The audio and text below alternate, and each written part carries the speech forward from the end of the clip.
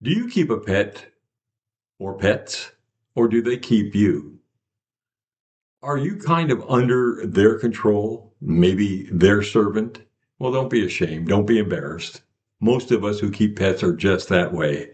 I have learned so much from my readers. In fact, one thing that I've learned from them is that there are many households where the pets seem to be in control, where they run things. Everything focuses around them. Or perhaps more accurately, I could say most households make decisions based upon their pets' needs. We pamper them, and perhaps justifiably so. They bring us so much joy. I can't tell you how much joy my animals bring me. Their antics, their love, their devotion. Our homes are happier places because of our dogs and our cats. And I don't mean to limit it to just dogs or cats. Of course, people keep pets like rabbits and gerbils and ferrets and weasels and fish and even birds. In fact, I had a friend who had an import business, and I used to help him on weekends, help him for free. He had a few employees in there that helped, but I was really his biggest help. And he had a parrot, an African gray parrot called Lola. Lola was just a joy. She had free run of the place. She would run upstairs, downstairs. She didn't fly. She had her wings clipped, but she would just go over to people's desks, see what they were doing, maybe steal a pen from them, look for some handout or food, a peanut or something. But she was a very mischievous bird. She was always getting into trouble. Well, we had a phone in the shop. This was pre-cell phone days, so we didn't all have cell phones. We had one phone. It was a base, and it was a portable phone that you could take around the shop. Now, the base was where the phone rang, so when the phone rang, everybody had to scramble around looking for the portable phone because they didn't know where it was. Well, that mischievous bird, that Lola, figured out how to ring the phone. She could mimic it, and she would ring it, and people would scramble around looking for the phone and pick it up and go, dial tone. And she did that 3 or 4 or 5 times until we finally picked up on it. And the boss said, hey, this bird is making fools of us. So there's the new rule. From now on, when the phone rings, you don't move. You wait till it rings a second time. That way we know it's not Lola. And it worked for about a day or two. That bird was so smart, she figured out how to ring the phone twice and with the right interval in between. Needless to say, we had to make other arrangements and we did some different things to take care of our phone problems. But Lola was a great bird. She was just fun to have around. She was a joy. Well, let's move on. Pets can influence and even dictate our travel plans. We make travel plans based around their needs and what was good for them. Now, I have 3 dogs we like to travel with. We have to find pet-friendly motels. We could stay with friends or family, but that would that wouldn't work out. You'd wear out your welcome very quickly with 3 dogs running around their house. So we make arrangements. We would make sure that we had the right hotel or right motel on our trip to stop at. One time we wanted to take a trip back home to Hawaii. We were going to be gone for about a week, and I didn't have the heart to put my dogs in the kennel. So we approached a young couple at church and we asked if they wouldn't mind staying at our home while we were gone.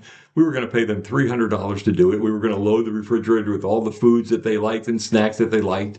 And they jumped at the idea because they were living in a small apartment and now they'd have the full reign of a large house and cable and all free food. And plus they get paid for it. So they did it and it worked out good for us. But my point is we went to great extremes, great expense to make sure our pets were taken care of. Some people will even forego and not go on their vacation, one that they planned for years and really wanted to go on because it would be too hard on their pets or because there were no pet accommodations for them. We do what we have to do for our pets. Okay, it's not the pet's fault. The pet didn't say, hey, don't go on that trip because I can't go. No, but we do that for them because we love them.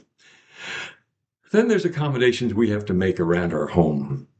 I made special arrangements for my dogs. As I said, I had 3 dogs. 2 of them always fought when I wasn't home. Now, they would never do it in front of me. They wouldn't even look cross at each other in front of me. They knew better. But when we were gone, they would get into a battle over the 3rd dog for some reason. And it sometimes became a bloody battle. So we had to make arrangements. So it was easy to divide them in the house when we were gone. I could put one in the basement. It was finished and they had a good time down there. And the other ones would be upstairs. But then I had the problem of not being able to have them go outside. So I had to install a pet door downstairs in the basement. And then I still had the problem of them meeting in the yard. So I had to put up a fence dividing the yard. We do what we have to do. And sometimes we go to the extreme. Now, if you think I was extreme, I had a reader contact me from Britain.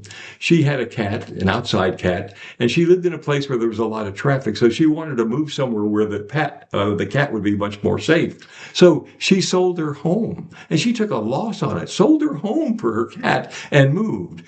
And ironically and unfortunately, the cat was hit by a truck where she moved to, and I'm very saddened by that. That's why she contacted me, by the way. But the thing is, we will do anything we have to do to help our pets if we're pet people. Pet people are a special breed of people, pardon the pun.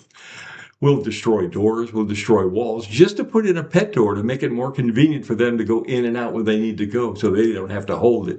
You know what it's like to have to hold it when you go to the bathroom. We will buy pet beds for our dogs. You know, dogs used to sleep on the floor. Not anymore. Now they have these extravagant, wonderful beds. Some of them are softer and better than mine. But we do what we have to do for our pets. We build steps for them to get into our bed, but in no time at all, that bed turns into their bed and we're getting pushed out of it because they take control. I have friends who have car seats for their dogs and cats. I never heard of that before. I have other friends who have baby strollers for their cats and dogs, and they take them around wherever they go out in public, to restaurants, to grocery stores, to even to work, anywhere.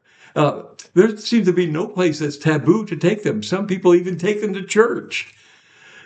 There are lines of clothing for pets. There are toothpaste for them. There's pet insurance that you can purchase, and on and on and on. Now, to others, it might seem like we're insane. We're crazy. Pet people just go too far. But you know what? I don't care. Pets are in control. When we're their servants, who cares? So what?